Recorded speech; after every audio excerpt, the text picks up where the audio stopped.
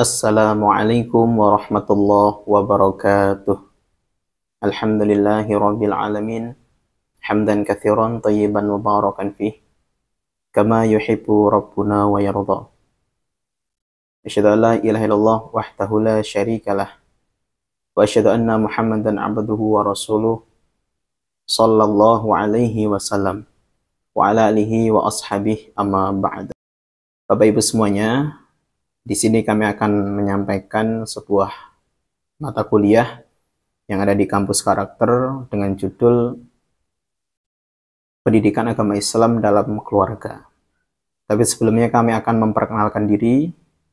Kami dari Angkatan 5. Nama kami Aminuddin Al-Faris, asal dari Batang, adapun sekarang bertempat di Blitar. Sebelumnya Bapak Ibu, kami telah memberikan wawancara kepada salah satu orang tua, yaitu kami tes wawancara di Desa Sukosewu, Kecamatan Gandusari, Kabupaten Blitar, tepatnya di Pondok Dalan Iksan, Blitar. Adapun hasil yang kami teliti, yang pertama adalah pendahuluan. Secara bahasa, pendidikan berasal dari kata didik yang berarti memelihara dan memberi latih. Maksudnya ajaran, tuntunan dan pimpinan mengenai akhlak dan kecerdasan pikiran. Secara istilah, pendidikan adalah proses pengubahan sikap dan tata laku seseorang atau sekelompok orang melalui pengajaran dan pelatihan untuk mencapai kedewasaan. Jadi inti dari sebuah pendidikan itu adalah meningkatkan value, meningkatkan sebuah pemikiran yang baik, baik secara perbuatan maupun secara lisan. Ketika orang punya pendidikan yang baik, tentu dia dalam perilakunya akan menjadi orang yang lebih baik daripada sebelumnya, karena dia diisi dengan value yang baik. Kemudian tujuan pendidikan. Tujuan pendidikan agama dalam keluarga yaitu untuk membangun dan mengembangkan pondasi anak mulai dari usia PAUD sampai usia pernikahan, meliputi standar karakter yang dicontohkan dalam ajaran agama Islam yang spesifik. Di dalam agama Islam sudah diajarkan di dalam hadis, di dalam kutubus sitah, bahwa Nabi telah mengajarkan pendidikan anak mulai dari usia kecil sampai usia dewasa. Terus kemudian metode penelitian. Yang pertama, kami menggunakan metode kualitatif atau tes wawancara. Yang kedua, menggunakan observasi, yaitu terjun ke lapangan langsung. Jadi, kalau wawancara pasti ya, karena kita harus kita harus mencari data kepada orang yang sudah punya keluarga. Yang kedua, terjun ke lapangan itu kami diberikan kesempatan juga di sini menjadi salah satu tenaga pendidik, sehingga kami secara tidak langsung, secara tidak sadar kami juga memahami karakter masing-masing dari anak maupun keluarga. Kemudian topik pembahasan yang kami bahas, yang kami ajukan ketika wawancara, yaitu adalah bagaimana untuk membangun di dalam keluarga menjadi generasi robbani. Yang kedua, pentingnya pendidikan Islam untuk keluarga. Yang keempat, pondasi pengetahuan utama yang harus diberikan kepada anak. Yang keempat, metode pendidikan Islam untuk anak. Terus tantangan dan solusi. Dan 6, peran orang tua. Dan 7, manfaat pendidikan Islam untuk keluarga. Yang pertama, bagaimana membangun dalam keluarga menjadi generasi rabbani. Generasi rabbani itu generasi yang mengikuti ajaran Islam, yaitu mengikuti sunnah Rasulullah SAW. Yaitu orang tua harus menjadi teladan baik secara lisan maupun perbuatan. Nah, ini PR untuk Bapak Ibu semuanya, untuk kita semua, bahwa kita sebagai orang tua jangan hanya sekedar memberi nasihat. Karena ketika mendidik anak, sekedar hanya nasihat saja tidak bisa. Karena anak juga akan melihat dari sifatnya orang tua. Apalagi anak yang usia masih PAUD, masih belum tahu. Dia dinasihati nggak akan mendengarkan karena dia belum paham dengan bahasa yang kita katakan. Tapi cukup kita mencontoh yang baik, maka dia akan mengikuti. Berbeda kalau kita sudah mendidik anak yang usia sudah SMA, sudah SMP, maka memang itu harus nasihati juga. Jadi ada tahapan dari usia PAUD, cabai rawit, remaja, muda-mudi, itu ada tahapan di dalam mendidik anak. Terus yang kedua, mengapa pendidikan Islam penting? Nah, yaitu supaya agar nantinya ketika mereka sudah dewasa, tahu tentang yang halal, dan yang haram, sebab sudah punya pondasi yang melekat pada dirinya. Karena jika anak tidak diajarkan tentang agama dari usia dini, lalu mereka sudah dewasa, yang akan terjadi anak akan berani sama orang tua. Mereka tidak akan tahu yang namanya unggah-ungguh atau sopan santun. Dan memang Bapak Ibu, ketika kita sudah mendidik anak dan ternyata didikan kita salah, dan kita sudah dewasa, anak kita sudah dewasa, apa yang harus kita lakukan? Pasti tentunya kita akan menyesal. Apa kok anak kita seperti ini?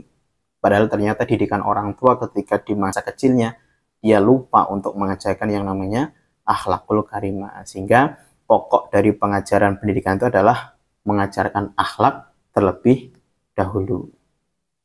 Sehingga nanti ketika mereka sudah SMP, ketika mereka sudah SMA, ketika mereka sudah kuliah, mereka sudah bisa memberikan sebuah pengetahuan sendiri tentang masalah pendidikan, bahwa kami diajarkan orang tua kami tentang akhlak sebelum belajar yang lain. Terus kemudian selanjutnya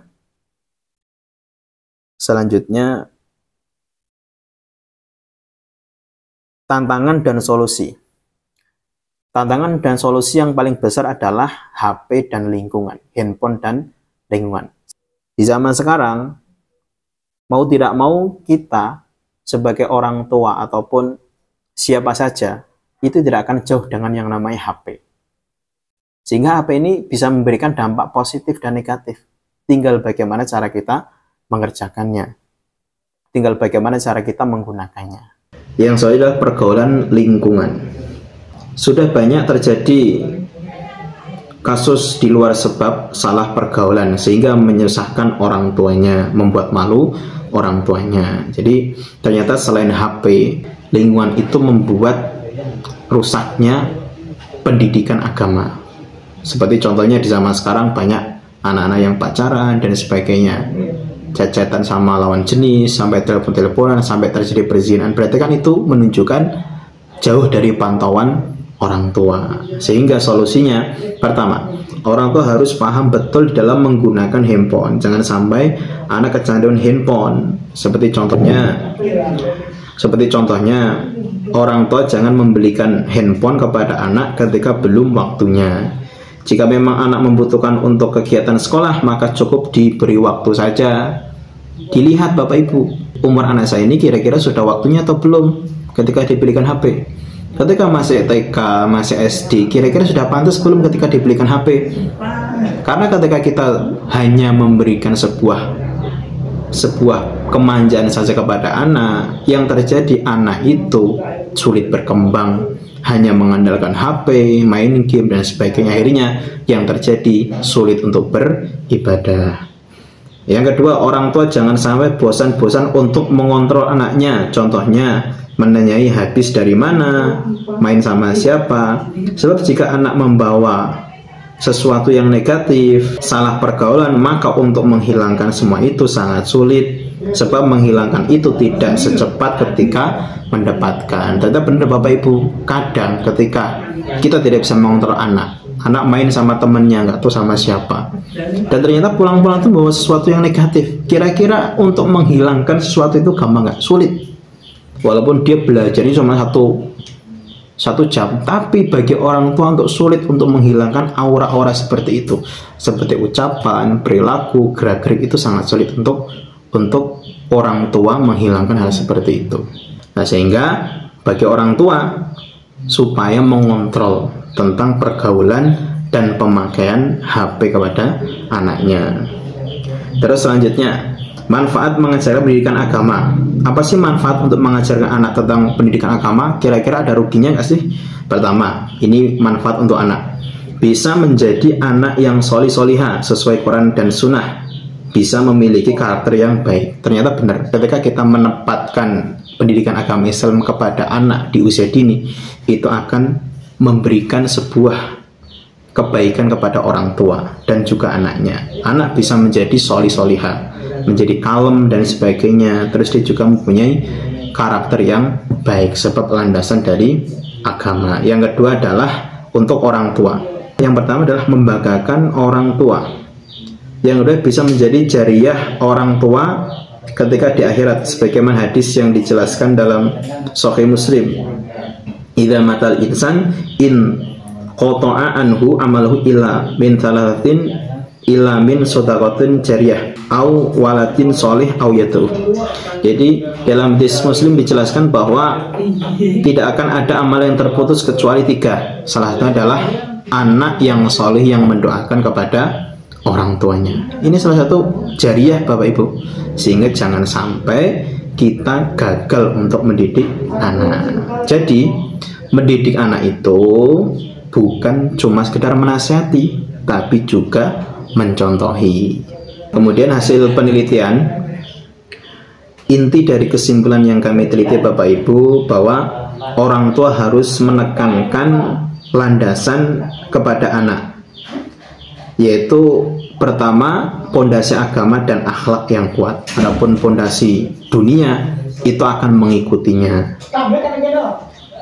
serta pengawasan terhadap pengaruh negatif lingkungan dan teknologi. Prioritas utama ialah menanamkan nilai-nilai agama, rukun Islam, rukun iman, serta membentuk akhlak mulia, yang mana dianggap sebagai indikator kesempurnaan iman. Sebab tantangan utama di era modern adalah pengaruh negatif dari lingkungan dan penggunaan handphone, sehingga solusi yang paling efektif adalah orang tua harus selalu memberi pengawasan bijak terhadap penggunaan handphone dan pemantauan terhadap pergaulan untuk mencegah sesuatu yang dampak negatif. Jadi inti dari penelitian Bapak Ibu, kita punya tugas pokok kepada orang tua.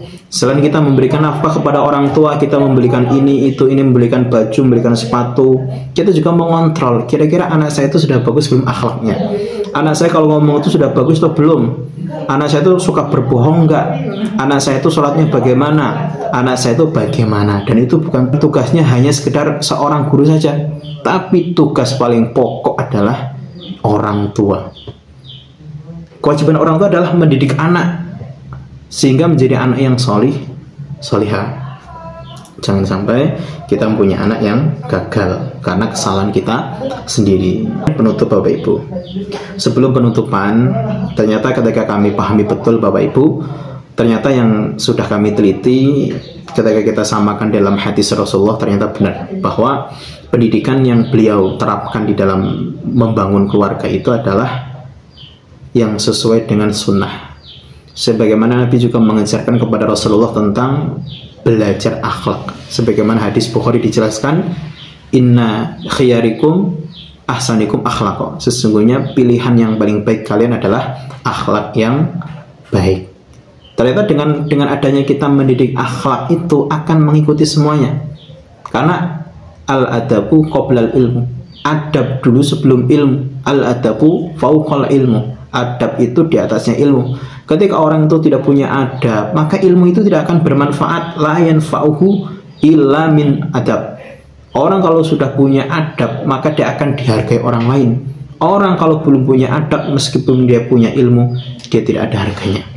Sehingga pondasi yang paling pokok di dalam pendidikan, bahkan di dalam contohnya Rasulullah, adalah uswatun hasanah, perbuatan yang baik. Terakhir, penutup, hikmah yang kita ambil dari penelitian ini adalah kesadaran akan tanggung jawab orang tua dalam mendidik anak, terutama dalam hal agama dan akhlak. Walaupun memang semua sudah ada qadarnya masing-masing. Yang soleh adalah dari masing-masing. Anak yang soleh adalah sebuah anugerah dari Allah, dan anak yang belum soleh itu juga bagian takdir yang telah ditetapkan. Maka dari itu orang tua supaya terus berusaha dengan ikhtiar dan doa. Memang pada dasarnya semua itu sudah punya qadar masing-masing, tapi qadar itu akan bisa dirubah ketika kita itu bisa berusaha. Memang ada qadar yang tidak bisa berubah, ada qadar yang bisa dirubah dengan ikhtiar. Nah, kesempatan kita, barangkali kita mempunyai anak yang sulit dinasihati, maka coba kita berusaha terus berdoa kepada Allah, memberikan contoh yang bagus. Kok ternyata masih tetap ya barangkali itu adalah sebuah ujian dari Allah. Dan kita harus sadari, memang dasarnya Allah juga menurunkan sebuah ujian, musibah terbesar di dalam dirinya orang itu adalah anak. Mami musibatin fil ardh. Jadi segala sesuatu yang Allah turunkan di bumi itu adalah sebagian dari musibah. Alhamdulillah, jazakumullah khairan, Allah paling barokah. Mungkin cukup Bapak Ibu, banyak kurang lebih dari saya, mohon maaf sebesar-besarnya. Assalamualaikum warahmatullahi wabarakatuh.